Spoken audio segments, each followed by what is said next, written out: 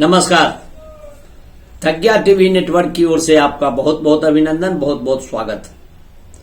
बंधुओं, आजकल थज्ञा TV network पर सादत हसन मंटो की कहानियां हम सुना रहे हैं आपको। मंटो के बारे में भी हमने बहुत सुना है और मंटो को अब जानते हैं कि ये बदनाम कहानियों के लिए बड़ा मशहूर है। खैर, जो भी हो, इन पर कई मुकदमे भी हुए, लेकिन आज जो मैं आपके सामने जिस कहानी को प्रस्तुत कर रहा हूं, जिसका पाठ कर रहा हूं, उसका शीर्षक है खोल दो।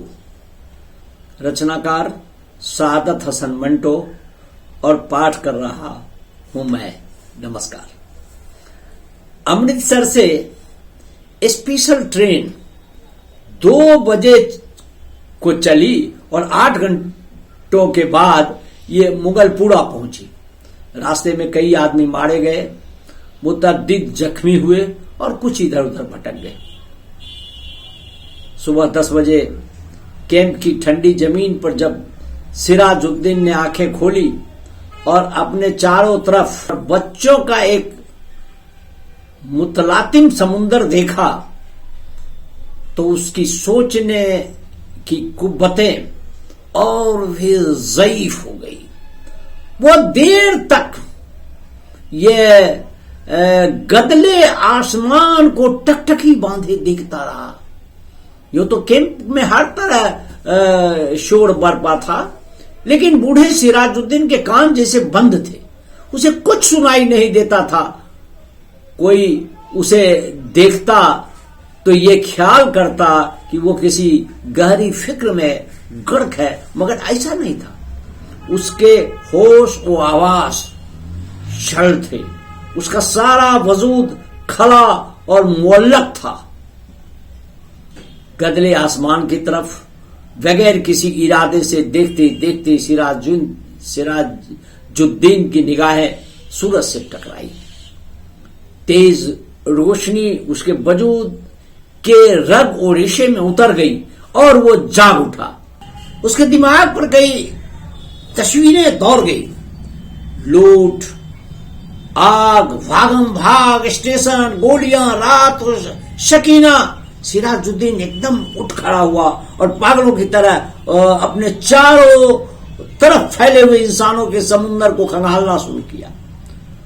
पूरे 3 घंटे वो सकीना सकीना पुकारता रहा। सकीना सकीना कैंप में खाक छानता रहा, मगर उसे अपनी जवान इकलौती बेटी का कोई पता न मिला। चारों तरफ एक धांधली सी मची थी। कोई अपना बच्चा ढूंढ रहा था, कोई मां, कोई बीबी, कोई बेटी। सिराजुद्दीन थक हार कर एक तरफ बैठ गया और हाफिजे पर जोर देकर सोचने लगा कि शकीना उससे कब और कहां जुदा हुई। लेकिन सोचते सोचते उसका दिमाग शकीना की मां की लाश पर जम जाता, जिसकी सारी अतरिया बाहर निकली हुई थी। इसके आगे तो वो और कुछ सोच सकता। शकीना की मां मर चुकी थी। उसने सिराजुद्दीन की आंखों के सामने दम तोड़ा था, लेकिन शकीना कहां थी? उसके मुतल्लिक उसकी मां ने मरते हुए कहा था कि मुझे छोड़ो और सकीना को लेकर जल्दी यहां से भाग जाओ। सकीना उसके साथ ही थी। दोनों नंगे पांव भाग रहे थे। सकीना का दुपट्टा गिर पड़ा था। उसे उठाने के लिए उसे रुकना चाहा था, मगर सकीना ने चिल्लाकर कहा था, अब्बा जी छोड़िए। लेकिन उसने दुपट्टा उठा लिया था। ये सोचते सोचते वो अपने कोट की उबड़ी हुई जेब की तरफ देखा और उसमें हाथ डालकर एक कपड़ा निकाला। सकीना का यही दुपट्टा था। लेकिन सकीना कहां थी? सिराजुद्दीन ने अपने थके हुए दिमाग पर बहुत जोर दिया, मगर वो किसी नतीजे पर न पहुंच सका। क्या वो सकीना को अपने साथ स्टेशन तक ले आया था? क्या वो उसके साथ ही गाड़ी में सवार थी? रास्ते में जब गाड़ी रोकी गई थी और बलवाई अंदर घुस आए थे तो क्या वो बेहोश हो गया था जो वो सकीना को उठा कर ले गए? सिराजुद्दीन के दिमाग में सवाल ही सवाल थे, जवाब कोई भी नहीं था। उसको हमदर्दी की जरूरत थी, लेकिन चारों तरफ जितने भी इंसान फैले हुए थे सबको हमदर्दी की जरूरत थी। सिराजुद्दीन ने रोना चाहा, मगर आंखों ने उसकी मदद न की। आंसू जाने कहां गायब हो गए थे।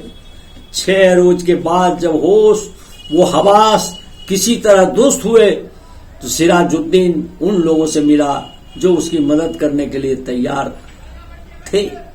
8 नौजवान थे जिसके पास लॉरी थी, बंदूकें थी। सिराजुद्दीन ने उनको लाख लाख दुआएं दी और सकीना का हुलिया बताया। गोरा रंग और बहुत ही खूबसूरत है। मुझ पर नहीं, अपनी मां पर थी। उम्र 17 बरस के करीब है, आंखें बड़ी बड़ी, बाल स्याह, दाहिने गाल पर मोटा सा तिल।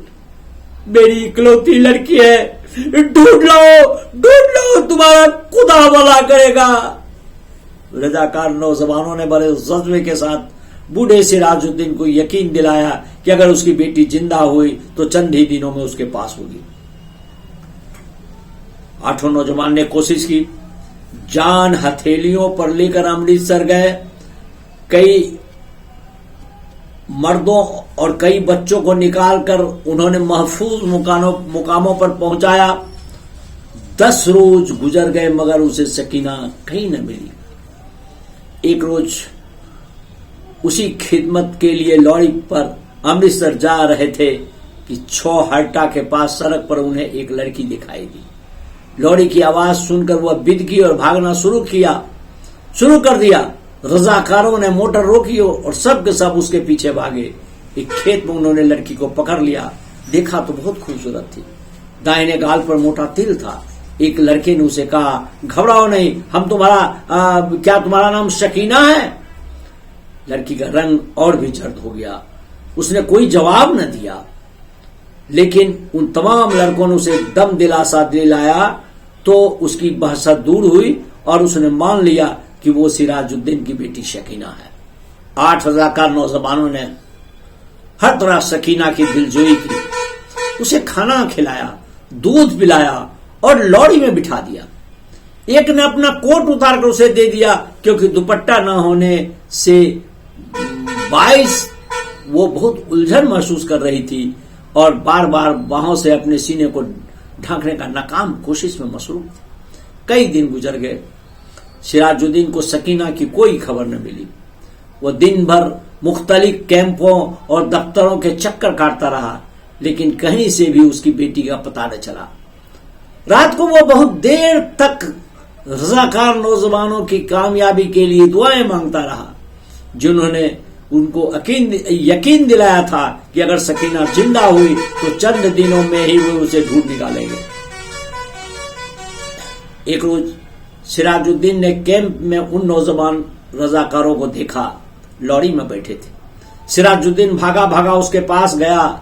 लॉरी चलने ही वाली थी। उसने पूछा, मेरी बेटी शकीना का पता चला? सब ने एक जबान से कहा, चल जाएगा, और लॉरी चला दी। सिराजुद्दीन ने एक बार फिर उन नौजवानों की कामयाबी के लिए दुआ मांगी और उसका जी किसी तरह हल्का हो गया। शाम के करीब कैंप में जहां सिराजुद्दीन बैठा था उसके पास ही कुछ गड़बड़ सी हुई।